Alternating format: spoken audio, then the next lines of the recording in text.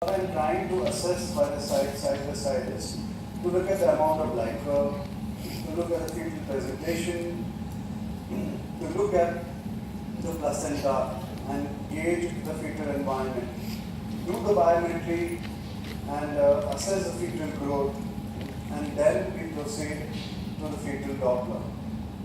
So when you do a fetal doppler, you have basically a methodology to effect. You begin with the uterines, then we go to the umbilicals, and then we move to the fetal circulation. So for the uterines, you need to be identifying the cervix down there, just below the head, and you start moving laterally till you get the iliac arteries. Okay? You can do that in color. You will easily pick up the iliac arteries. And when you pick up the iliac arteries, the vessel that actually crosses the iliac artery at right angles to the iliac artery is the uterine artery. Okay, but you see a lot of aliasing there. Generally, when you are trying to interrogate the vessel, you will try and optimize the gains. So I'm going to reduce the gains so that the color bleeding stops. I have reduced the gains so that I can see wall-to-wall flow now. I'm zooming it a bit so that I can see the entire artery in one go. Yet there is a liaising, and that means I'm still working at mean velocities which are lower than those in the uterine artery, than those RBCs that are flowing in the uterine arteries. So that I need to increase my scale. Once I increase my scale, you will see that I get a uniform hue of color, and this is what I should be looking at. And once I have achieved that, I am going to interrogate the artery close to the level of the internal loss, but that's at the level of the actually where it crosses the external iliac artery. So I am going to interrogate with the sample volume that you can see occupies a diameter which is lesser than the diameter of the artery. If you keep your sample volume too high or too large, you will probably interrogate the perivascular tissues or the perivascular vessels, which we don't want. The basic difference between color and spectrum is the spectrum tells you what is happening at that point, at that sample volume. So to optimize the information that I would need or obtain from the sample volume, I am going to keep my sample volume lesser than the luminal diameter. And once I have done that, I am going to upgrade. So what I am getting here is a waveform, but I can't see the entire waveform.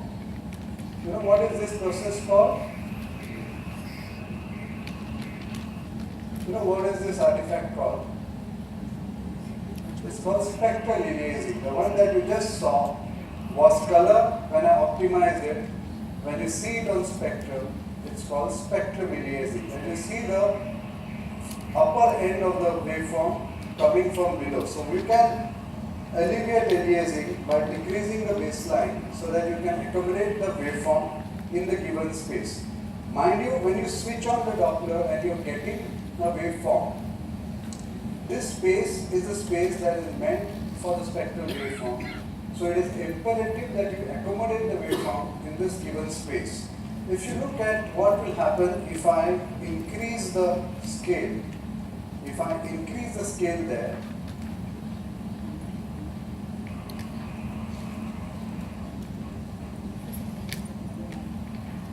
what happens to the waveform? It appears dampened, right? It appears like a Taldas Powers waveform, and there's a foreshortening of the waveform because you've kept the velocity range very high. Just look at the velocity range. I have kept the velocity range close to 400, when the velocities in the uterine artery is less than 100. So it is imperative and very, very crucial that you accommodate the waveform in the given space. The waveform has to be crisp. Okay? At times you can have aliasing, at times you can have overlapping of the iliac arteries, as you can see here. You can see on this waveform that you have the iliac artery, external iliac artery, overlapping on uterine. How do I say this is iliac artery? Because I see a sharp systolic beat and I see a diastolic reversal there. I would not expect a diastolic reversal in the uterine because it of course goes to the placenta, and this is the overlap of iliac artery that I need to avoid. So whenever I get an iliac artery, I go back to my spectrum and I adjust my sample volume to get a very crisp waveform. Another thing that you need to get is a very crisp waveform, very sharp margins, uniform gains throughout the waveform. Because nowadays we do not do a manual evaluation or manual measurement. You just put it on auto trace and the machine gives the values for you. But you need to have a very sharp and a crisp waveform. If you look at the waveform, the uterine artery should have a good forward diastolic flow. The diastolic flow extends from one systolic peak to the other systolic peak, and it is a component, it is a marker, it is a reflector of distal peripheral resistance. So we all know that the uterine artery decreases in its impedance or decreases in its resistance as the gestation advances. So when you see the uterine arteries in the early gestation, you will see a high resistance pattern in the form of a pre-diastolic notch. It's around 24 weeks when the trophoblasts actually invade the terminal arterioles. That's when the low volume high resistance circulation transforms into a low resistance high volume circulation. So that's where we actually can see that abolition of the pre-diastolic notch and the uterines achieve more or less like a good forward diastolic flow. So when I see the uterine artery, I look at the waveform. It has to be sharp, it has to be crisp, it has to have a good forward diastolic flow. So what I have not done and what we normally do in Dopplers is whenever we take a spectrum, we adjust the angle. Okay? That is imperative in other Dopplers, but is it necessary in obstetrics? Is it necessary to give angle to your to the vessel? It is not, because in obstetrics your entire focus or emphasis is only on the ratios. Yeah, and the ratios are independent of angles. So it doesn't matter. Only thing that matters, the vessel that matters is the MCA. And we'll see how we do it so that we can get both the PSPs and the ratios in one shot. But probably the MCA is the only vessel where we really focus on velocity, because angles are necessary when you actually want to measure the exact velocities, when you accurately want to measure the velocities. We rely on ratios and hence it is not relevant.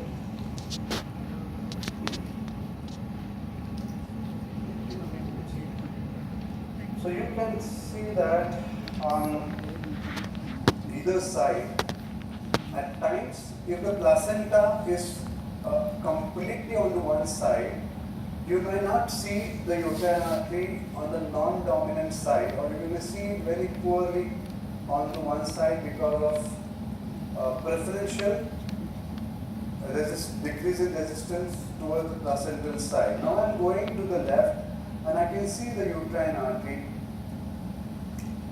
on the left side as well, and I'll try and take it as close to the internal os as possible. I'm trying to remove aliasing by increasing the PRF and adjusting the gain, and then I'm going to switch on the spectrum again and get the waveform. Correct spectral aliasing by increasing the gain, by decreasing the baseline, then you see a very crisp and a sharp uterine artery waveform which is filling the space given to it and with a good forward diastolic flow. And I just, with the press of a button, I get my readings, and remember, we rely only on PI.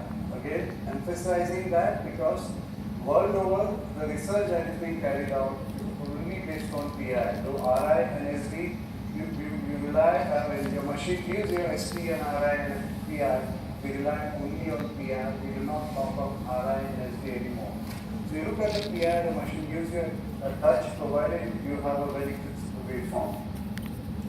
And as I said, at times you can have a placenta preferentially onto one side, like you have it here, predominantly on the left side. So in that case, it is absolutely alright to have a non-dominant uterine artery on the opposite side, because you have to understand that the uterines become low impedance or low resistance only because of placental invasion of the trophoblast by the spinal arteries, or spinal artery by the trophoblast. And that's the reason the resistance decreases and the uterine arteries show a high diastolic flow. So this is going to happen on the side where the placenta lies. On the side which is non-dominant, you may not have that decrease in resistance, because obviously the placenta does not lie on that side. Okay? Having seen the uterine, the next vessel that I am going to interrogate is the umbilical artery. Now, we know that the umbilical artery extends from the placental insertion, okay, to the umbilical cord insertion on to the fetus. Now, this is the problem when you talk of live demos in conferences. Well, the fetus will never cooperate, they will never be in a bright position when you actually want them to. But then this is the perfect scenario. Try and optimize and move your probe best to look at the fetal, at the cord insertion on the fetus. And then you have to decide where exactly do you need to interrogate the umbilical arteries. Should you interrogate at the placental end, or should you interrogate it at the fetal end? Or should you be taking a free loop and taking one reading in the free loop? So let's try and see what's the difference that we get if we interrogate the uterine with the umbilicals in a free loop or at the cord insertion onto the fetal side. So let's begin by looking at the free loop. So when you look at the color again, you try and optimize the umbilical artery flow so that you get a good wall-to-wall flow in the vessel. There is no bleeding, there is no releasing. So when you try and get a spectrum, you try and get a spectrum, you try and avoid the veins which accompany the artery, and when you update, make sure that you are getting invert. Again, I am trying to optimize it. By decreasing the PRF, I am trying to accommodate within the given space. Increase the sweep speed. Yeah, that's one point that I wanted to stretch. I probably didn't stretch. You have to increase the sweep speed to very high or maximum, so that you have fewer spectral waveforms on the monitor that will highlight, at least minimum 4, not less than 4, but minimum 4, not more than 6 definitely, but minimum 4, so that you understand or you get the characteristics of the waveform in a much better way. You can interpret the waveform in a much better way. Now when you interrogate the umbilical arteries, very often you will see the umbilical vein coming on the other side as well. If you can see here, I can see the artery and the vein together. So we try as far as possible to get only the artery in the waveform.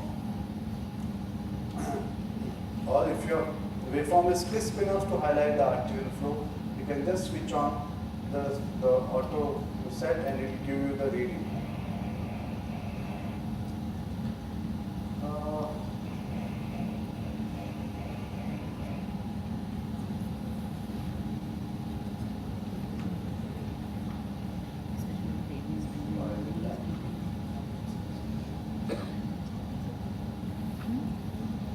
You can see that taking a waveform in the free loop comes with the risk of fetal movements, and that's the golden rule in taking umbilicals and MCA is you have to wait for fetal quiescence and fetal apnea as well, because when the fetus starts breathing, your waveforms get distorted.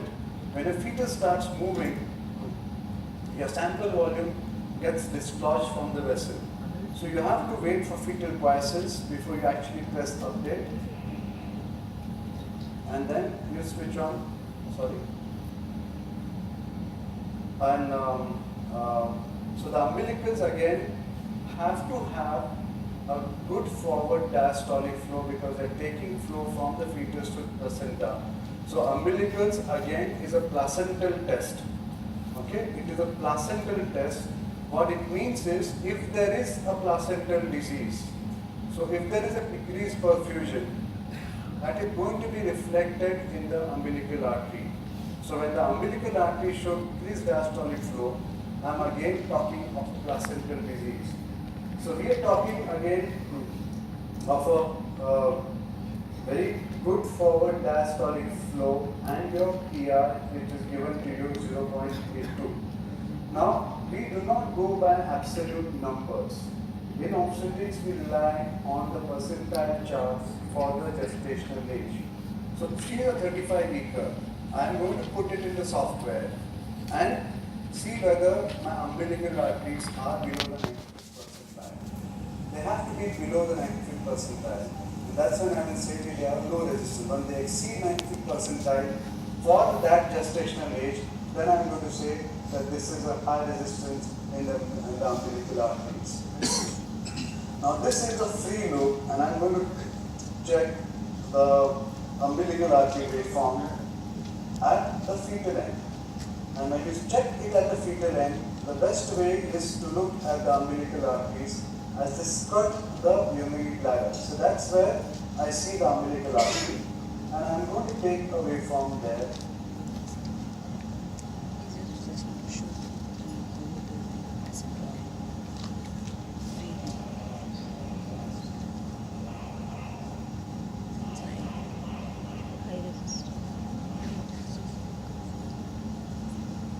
So we just wait till it becomes quiet again so that we get a uniform waveform.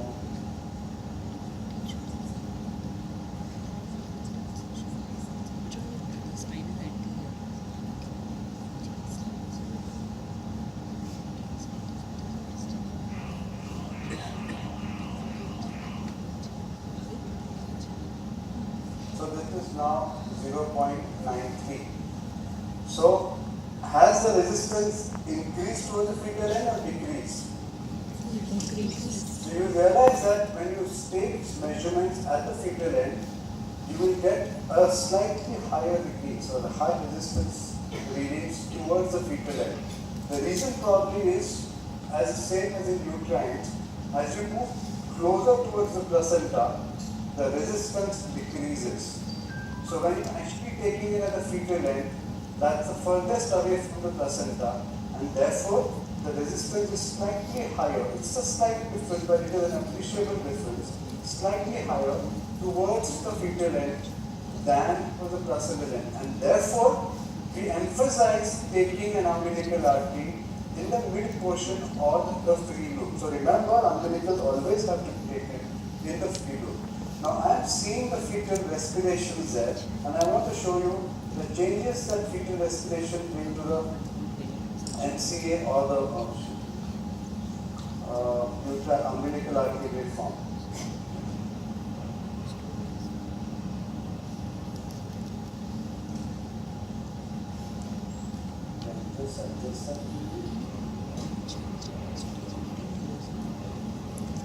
Yeah. So that's the irregularity that we will always get when we have fetal respiration. So then we have to wait for fetal apnea, and it can take a lot of time, it can take a lot of patience. So what do? You look at the entire fetal anatomy, talk to the patient, spend time, but wait till the fetus goes into apnea again to take your reading. So you can see the diastolic flow changing with fetal respiration, and this is going to give you an erroneous estimation of the resistance in the placenta for the umbilical arteries. The same applies to the ductus venosus as well as the MCA. So we wait till fetal quiescence, but this can actually take even a lot amount of time. We hope that the fetus goes into apnea as we go into the MCA to see the MCA very form. Now the MCA is seen actually to identify, let's get the further and get the scale down. The MCA is seen at the level of the lesser venous sphenoid. That's the lesser venous sphenoid there.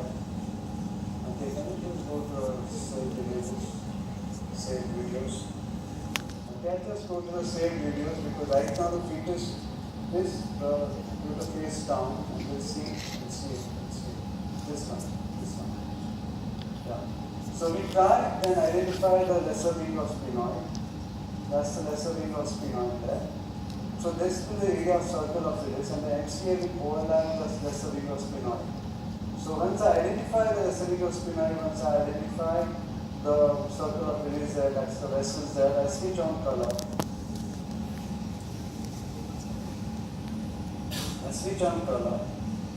Okay, and I see that the MCA takes off from the circle of Phyllis and goes parallel to the lesser venous sphenoid. Now, we know that the MCA PI is decreases with gestation.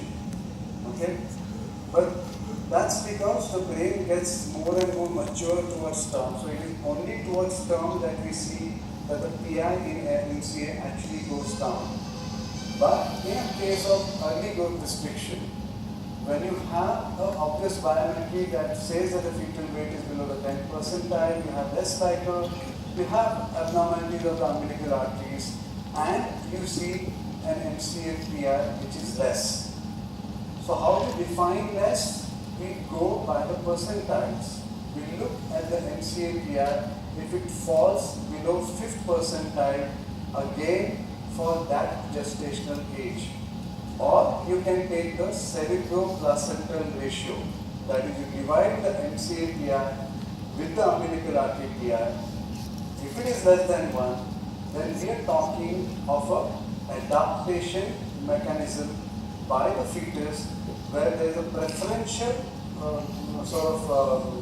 flow of blood to the brain at the expense of abdomen, renals, and other organs. So the preferential supply is maintained, or the PI is peripheral resistance is kept low in the brain, the coronaries, the adrenals, and these vessels will then start showing a low PI for that gestational age. So that's the time we say that now there is a fetoplacental insufficiency because the MCA PI has started dropping below the 5th percentile for that gestational age. So again, at times, when there is a growth restriction, you can also have high PSV in the MCA because the ejection fraction of the heart increases. But more or less, we rely on MCA PSV when we have to evaluate for fetal edema. So if you have to take PSV and the ratios in one shot, you will try and take it in one spectrum, one measurement alone. So the simplest way then is to align your probe parallel to the MCA so that the interrogation angle is almost 0. Okay? So once you have done that,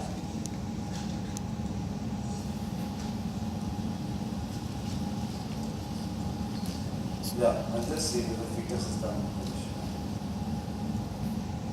So we'll try and see whether we can do that here on the further side.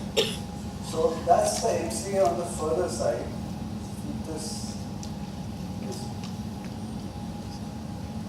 So I am going to interrogate the MCA again just after it takes its origin. So it's 2 millimeter from its origin, and I am keeping my probe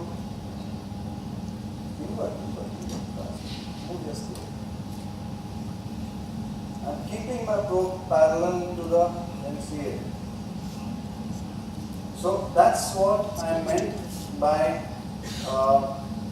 keeping my probe parallel to the MCA is that my angle of interrogation becomes 0. You see that on the further side of the scale, my angle is 0. So that means I am perfectly aligned to the MCA. What that means is not only I am going to get the exact ratios, I am also going to get the exact peak systolic velocities. So I am done with the MCA. I have taken the waveform is reformed. If the fetus would have been breathing, then again I would have got an irregular waveform and I would have had to wait for fetal apnea. But this, yeah, so we get the MCA and we again look for the MCA PI. So you can divide the MCA PI with umbilical artery PI there and you can know whether the cerebral placental ratio is more than 1 or less than 1. If you have following these patients up subsequently and the low PNS suddenly starts increasing, that happens because then the brain gets edematous and the MCA gets compressed, and that's the stage of normalization of an adapted MCA, and that is a worrying sign. So that means you need to frequently monitor this PI because the MCA is now started showing a higher PI. Having done the MCA, let's go to the ductus venosus. I'll finish the ductus venosus, and if I'm lucky in the baby terms, I'll show you the aortic isthmus as well. Further here, ductus venosus, it begins on the tip of the umbilical vein. So I'm going to try and get the umbilical vein and the IVC. That's the IVC there, that's the umbilical vein there. Once I get this point, of course, when you have the first trimester evaluation, you have the fetal FML guidelines where you have to interrogate in the sagittal plane. These guidelines, of course, do not work in the second and third trimester because all depends on fetus's position. But I can assure you, you can see the DV in any plane that you want to. Of course, best is when it is coming towards you or going away from you. That means the spine is anterior or spine is posterior. Both will give you a best evaluation of the ductus venosus because then the ductus venosus is actually flowing parallel to your beam angle, However, if you try and get a lateral, an absolute dead lateral view and try and interrogate the ductus venosus, if your beam is 90 degrees to the ductus venosus, you will not see flow because of the doppler equation. So wherever your beam is perpendicular, you will never see flow. Your doppler equation equates down to 0. So we try and give some angle, try and not be absolutely perpendicular to the ductus venosus. So I am going to interrogate the ductus venosus, not on B mode, but straight away on color. And I see that the ductus venosus is a vessel which is seen from the start of the umbilical vein to the IVC. Now, how do I say that's ductus? Because of aliasing, because it has got very high velocities there, as you can see, and that is the aliasing that actually points to the identification of the ductus venosus. It is very narrow, it is 1/3 the luminal diameter of the umbilical vein. So when you have a 60% of preferential flow from the umbilical vein going into the ductus venosus, that flow is suddenly encountering a smaller lumen and therefore increases its speed. And this allows us to visualize the ductus venosus in a much obvious and a better way. However, when you actually interrogate it, I would not want any other waveform overlying the ductus venosus. I would still want the fetal quiescence, I would still want fetal apnea. Now, I do not have fetal apnea right now, so let's see what it does to the ductus venosus. But before that, I am going to still optimize my image if I need to keep my sample volume bang onto the ductus venosus. I am going to increase my color gain so that decrease bleeding. Mohit, sorry to interrupt you, Dr. Mohit. Yes. I think you have crossed the time already. Oh, is Can it? you go Okay, I'll just show you. a Just 2 little minutes. faster? Can you go a little faster? Yeah, I'll just show you the recorded one. Yeah. No, go back. Previous one, this. Just get it. Now that's one I'm decreasing my color gain. Okay? I still have a lot of aliasing. I am still seeing a lot of vessels. The next video, please. And here I have increased my PRF, and because of that I have lost the umbilical vein and only the ductus venosus remains. So I know where to put my spectrum, and when I am looking only at the vessel, I can focus my attention onto that vessel and I get a very good S, D and a waveform of the ductus venosus quite well. So that's about optimizing color doppler. I want to thank once again to Dr. Praveen sir for giving me the opportunity, and I have loved working on Sonoscape S50. Thank you very much.